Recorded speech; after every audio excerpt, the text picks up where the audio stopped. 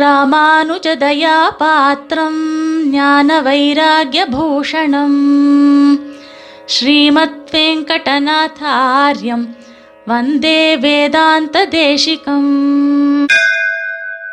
இன்னைக்கு சுவாமி தேசிகனுடைய ஒரு உபதேசத்தோடு மங்களமாக பொழுது விடுகிறது. வேதாந்த தேசிகருடைய உபதேசங்களிலே முக்கியமான ஒன்று ஆச்சாரியவத்தையே சர்வருக்கும் மோட்ச காரணம் என்பது.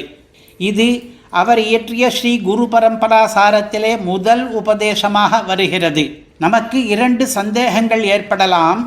மிகவும் பாவியாக இருக்கும் ஒருவன் ஆச்சாரியனை ஆசிரயித்தால் அவனுக்கு கூட மோட்சம் கிடைக்குமா என்ன என்று முதல் சந்தேகம். இரண்டாவது, மிகவும் புண்ணியசாலியாக இருக்கிற ஒருவன் ஆச்சாரியனுடைய துணை இல்லாமலே மோட்சம் அடைய முடியாதோ என்பது. இந்த இரண்டுக்கும் சமாதானம் சொல்லுகிற ரீதியிலே சுவாமி தேசிகன் இந்த உபதேசத்தை பண்ணுகிறார். ஆச்சாரியனை ஆசிரயிப்பது மட்டும்தான் சர்வருக்கும், புண்ணியசாலிகளுக்கும் சரி பாவிஷ்டர்களுக்கும் சரி, மோட்சத்துக்கு காரணமாகிறது என்று. இதை ஒரு காரிக்கையாக அருளி செய்கிறார். பாபிஷ்ட க்ஷத்ரபந்துஷ்ச புண்டரீகஸ்ச புண்ணியகிருதே ஆச்சாரியவத்தயா முக்தோ தஸ்மாதாச்சாரியவான் பவேத் என்று. இதனுடைய அர்த்தம், மிகவும் பாபிஷ்டனாக க்ஷத்ரபந்து என்று ஒருவன் இருந்தான், மிகவும் புண்ணியசாலியாக புண்டரீக முனிவர் என்று ஒருவர் இருந்தார். இவர்கள் இரண்டு பேருடைய கதைகளையும் பார்த்தோமானால் அவர்கள் இருவருமே ஆச்சாரியனை ஆசிரயித்த பிறகு அந்த ஆச்சாரியனை ஆசிரயித்ததன் விளைவாக மட்டுமே மோட்சத்தை அடைந்தார்கள். அதனால் நாம் ஆச்சாரியர்களை ஆசிரயிக்க வேண்டும் என்று அர்த்தமாகிறது. க்ஷத்ரபந்துவனுடைய கதையை முதலிலே பார்க்கலாம். க்ஷத்ரபந்து என்கிறவன் ஒரு பெரிய துஷ்டன். அவன் கொலை கொள்ளை முதலிய தப்பு காரியங்களிலேயே ஈடுபட்டவன். அதனாலேயே தன்னுடைய விருத்தியை வைத்து கொண்டவன். ஒரு நாள் ஏதோ ஒரு முனிவர் வழி தப்பி வந்தபோது இந்த க்ஷத்ரபந்து அவருக்கு வழி காண்பித்து உதவினான். அவர் ஒரு குளத்தில் சேரில் சிக்கி கொண்ட பொழுது இவன் அவரை விடுவித்தான், தூக்கி பண்ணான். இவன் உபகாரம் பண்ணாமல் இருந்திருந்தால் அவர் பிராணாபத்திலே இருந்தார், அதில் சிக்கி தவித்திருப்பார். அவருக்கு காலை பிடித்து விட்டான். அப்பொழுது அவர் இவனுக்கு சில நல்ல வார்த்தைகளை சொன்னார். கொலை கொள்ளையெல்லாம் பண்ண வேண்டாமப்பா, நீ நல்ல வாழ்வு வாழலாமே என்று. அதற்கு அவன் பதில் சொன்னான், எனக்கு இது பழக்க தோஷமாகிவிட்டது. எனக்கு எது பழகி இருக்கிறதோ அந்த காரியத்தை தான் நான் பண்ண முடியும், என்ன பண்ணுவது என்று கேட்டான். அவர், சரி, உன்னுடைய நிலைமை எனக்கு புரிகிறது, நான் உனக்கு சுலபமாக ஒரு வழி சொல்லித் தருகிறேன். கோவிந்தா கோவிந்தா என்று ஒரு நாம சங்கீர்த்தனத்தை பண்ணிக்கொண்டே இரு, நாளடைவிலே உனக்கு எல்லாம் சரியாக போகிவிடும் என்றார். கோவிந்தா என்ற கூட்டெழுத்து ஆக 3 எழுத்து உடைய இந்த பெருமாளுடைய திருநாமத்தை சங்கீர்த்தனம் பண்ண சொல்லி அவர் சொல்லிக் கொடுத்ததை மந்திரம் போல நினைத்து கொண்டு அவன் கோவிந்தா கோவிந்தா என்று ஜபித்து கொண்டே இருந்தான். அந்த நாம சங்கீர்த்தனத்தினுடைய விளைவாக அந்த ஆச்சாரியர், முனிவர் என்கிற ஆச்சாரியர் அவருக்கு சொல்லி கொடுத்ததன் விளைவாக உபதேசத்தினாலே அவனுக்கு கொஞ்சம் கொஞ்சமாக புத்தி மாறியது. ஆச்சாரிய கட்டாட்சத்தினாலே கொலை கொள்ளைகளிலே நாட்டம் குறைந்து விட்டது. அவன் பாவங்களிலிருந்து வழி திரும்பி விட்டான், நல்லவனாக ஆகிவிட்டான், மோட்ச மார்க்கத்திலே ஈடுபட்டான். அவனுக்கு உபாயானுஷ்டானமும் பண்ணும்படியான வாய்ப்பு கிடைத்தது, மோட்சமும் கிடைத்தது என்று விஷ்ணு தர்மம் என்கிற நூலிலே இருக்கிற கதை இது. இந்த கதையை திருமாலை என்கிற பிரபந்தத்திலே தொண்டரடிப்புடியாழ்வார் மொய்த்தவல் வினையுள் நின்று 3 எழுத்துடைய பேரால் கத்திர பந்துமன்றே பராங்கதி கண்டு கொண்டான் என்று சாதிக்கிறார். அவருடைய அருளி செயலுக்கு என்ன அர்த்தம் என்றால், 3 எழுத்து உடைய பெயர் இருக்கிறதே கோவிந்தா என்கிற பெயர், அந்த பெயரை சொல்லி மொய்த்த வல்வினையுள் நின்று, மொய்த்த ரொம்பவும் அடர்த்தி உள்ளதான அதிகமான வல்வினை கெட்ட காரியங்களிலே நின்றிருந்த பொழுதும் கூட, பாவியாய் இருந்தாலும் கூட, அந்த கத்திரபந்து அதாவது க்ஷத்ரபந்து என்கிறவன் பராங்கதி மோட்சகதியை கண்டுகொள்ள முடிந்தது அந்த ஆச்சாரியவத்தையினாலே என்று இந்த திருமாலை பாசுரத்துக்கு அர்த்தமாகிறது.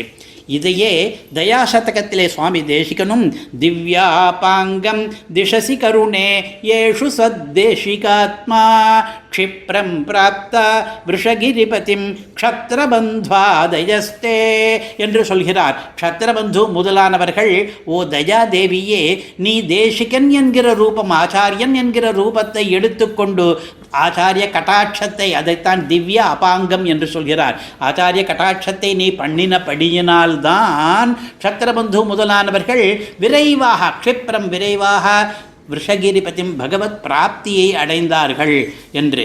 இந்த க்ஷத்ரபந்துவினுடைய கதை வேறிடத்திலே வேறு மாதிரியாக கூட வருகிறது. ஆனால் ஒன்று பொது, ஆச்சாரிய கட்டாட்சத்தினாலே அவனுக்கு மோட்சம் கிடைத்தது, அவன் அதற்கு முன் மகா பாபியாக இருந்தான் என்பது. இதே போல இன்னொரு கதை, புண்டரீக முனிவர் என்று ஒருவர் இருக்கிறார். புண்டரீக முனிவர் ஆனவர் பாத்மோத்தர புராணத்திலே, பாத்மோத்தரத்திலே இந்த மாதிரி ஒரு கதை வருகிறது அந்த புண்டரீக முனிவர் பற்றி. அவர் ரொம்பவும் நல்லவர், தபஸெல்லாம் நிறைய அனுஷ்டித்தவர், வேதங்களையெல்லாம் ஓதுபவர், தீர்த்த யாத்திரைகளையெல்லாம் பண்ணுபவர், பக்தி யோகம் பண்ணுபவர். ஆனாலும் இவ்வளவு பண்ணினாலும் அந்த பக்தி யோகத்திலே அவரால் பெருமாளை சாட்சாத்கரிக்கவே முடியவில்லையாம்.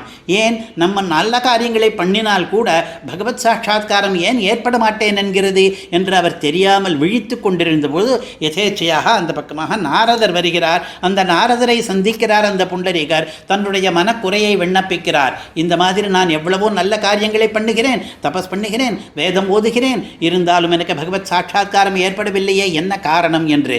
நாரதர் என்ன சொல்கிறார்? நீர் ஒரு ஆச்சாரியரை ஆசிரியத்தாக வேண்டும். இப்பொழுது நான் உமக்கு ஆச்சாரிய ஸ்தானத்திலே இருந்து உமக்கு ஒரு மந்திரத்தை உபதேசிக்கிறேன் என்று சொல்லி அஷ்டாட்சர மந்திரத்தை அந்த புண்டரீக முனிவருக்கு நாரதர் உபதேசிக்கிறார். ஆச்சாரிய கட்டாட்சம் ஏற்பட்ட பிறகு அவர் புண்டரீகருக்கு பகவத் சாட்சாத்காரம் ஏற்படுகிறது. பக்தி யோகத்தினாலே பிறகு மோட்சம் கூட கிடைக்கிறது. இந்த புண்டரீகருடைய கதையிலிருந்து நமக்கு என்ன தெரிகிறது என்று கேட்டால், நல்லவர்களாக இருந்தாலும் நல்ல காரியங்களை நிறைய பண்ணினாலும் கூட ஆச்சாரிய கட்டாட்சம் ஏற்படுவதற்கு முன்னே மோட்சம் கிடைக்காது என்பது தெரிகிறது. இது இரண்டையும் சேர்த்து வைத்துதான் நீ நல்லவனானாலும் சரி, நீ கெட்டவனானாலும் சரி, ஆச்சாரியரை ஆசிரியித்தால் உனக்கு மோட்சம் கிடைக்கும், விட்டால் மோட்சம் கிடைக்காது என்பது தெரிகிறது. இதை சாராஸ்வாதினிக்காரர் அழகாக இப்படி உபதேசிக்கிறார். ஆச்சாரிய சம்பந்தம் கிடைத்தால் மகா பாபமும் மோட்சத்திற்கு பாதகம் ஆகாது. ஆச்சாரிய சம்பந்தம் கிடைக்காவிட்டால் மகா புண்ணியமும் மோட்சத்திற்கு சாதகம் ஆகாது என்று 2 வாக்கியங்களிலே அவர் இதை தெரிவிக்கிறார்.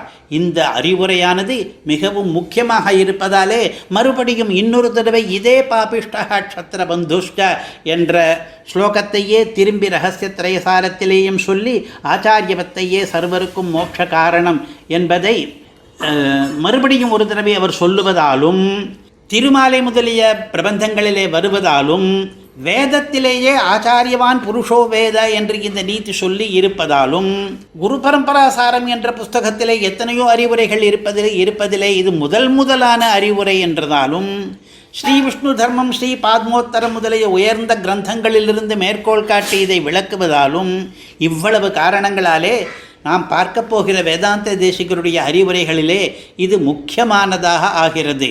அறிவுரையை மறுபடியும் சொல்லுகிறேன். ஆச்சாரியனை ஆசிரியத்தால்தான் மோட்சம் கிடைக்கும். கவிதார்க்கிக சிம்ஹாய கல்யாண குணசாலினே ஸ்ரீமதே வெங்கடேஷாய வேதாந்த குரவே நமஹ.